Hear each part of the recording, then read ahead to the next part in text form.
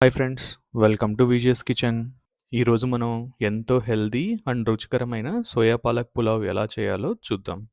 ముందుగా సోయా చంక్స్ని 10 నిమిషాలు వేడి నీళ్ళల్లో నానబెట్టి నీళ్ళన్నీ పిండి పక్కన పెట్టుకోవాలి. ఈ సోయా చంక్స్లో ఒక స్పూన్ పెరుగు, చిటికెడు పసుపు, ఒక స్పూన్ ఉప్పు, ఒక స్పూన్ కారం, కాస్త ధనియా పౌడర్, కాస్త గరం మసాలా పౌడర్ వేసుకొని బాగా కలుపుకోవాలి.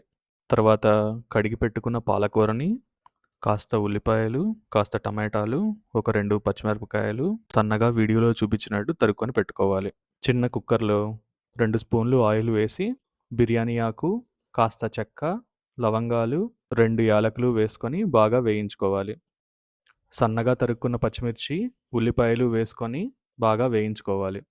ఉల్లిపాయలు బాగా వేగిన తర్వాత ఒక స్పూన్ జింజర్ గార్లిక్ పేస్ట్, ఆ తర్వాత తరిగి పెట్టుకున్న టమాటాలు వేసుకొని బాగా మగ్గనివ్వాలి.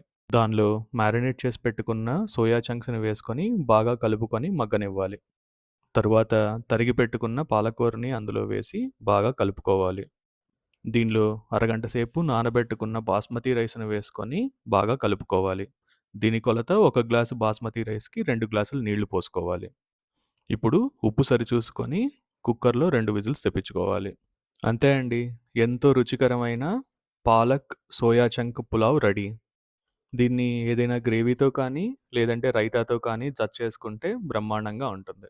మరిన్ని ఇంట్రెస్టింగ్ వీడియోల కోసం like, share and subscribe to Viji vlogs.